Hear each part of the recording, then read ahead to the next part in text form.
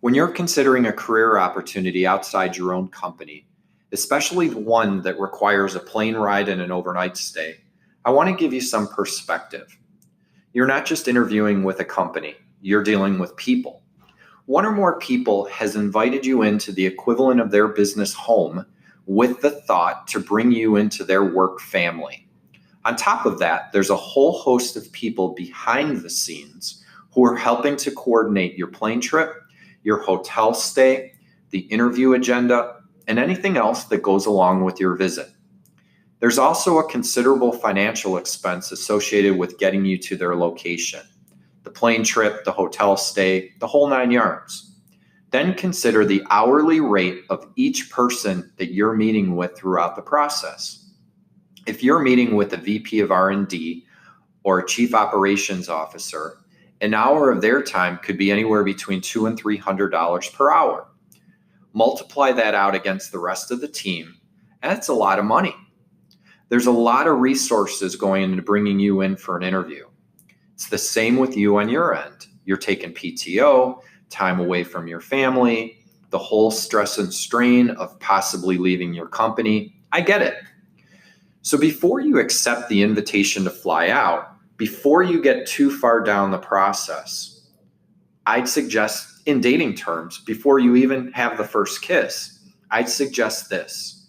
Don't be a jerk and string people along if you're not serious and you haven't done your due diligence. What do I mean by due diligence? If you've got a family or a significant other, have the hard conversations up front about making a move. How will it impact you? How will it impact him or her? What will have to happen to facilitate you getting on board with your new company within the next 30 days with as little disruption as possible? Have these conversations early on. You're not going to have the relocation package in front of you. Don't wait until that's provided. Set that aside for a moment and look at the other factors. Look at the other logistics and start to think about that.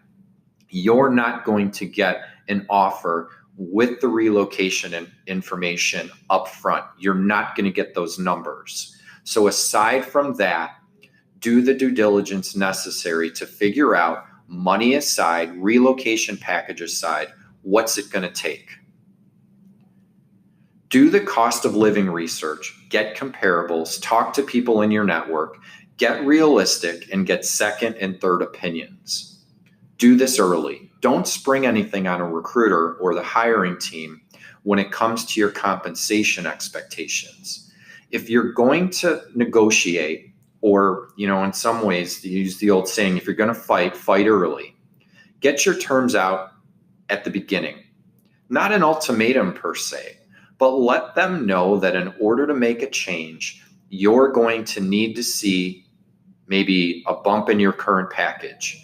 If one bucket, such as salary or relocation, is particularly important, get it out there early and often. Don't be afraid to bring it up. Whether you're working with a recruiter or going on a job search on your own, just be mindful and never forget you're dealing with people. Even if you think the company you're interviewing with has money to burn, I'd suggest you're missing the point. When you string people along and don't put in the due diligence beforehand, you're just putting out bad energy. Don't do it. Do your due diligence early, often, and throughout the process. When it comes to money, get to specifics around your total comp expectations and give maybe a plus or minus range of a couple percent on the total comp package.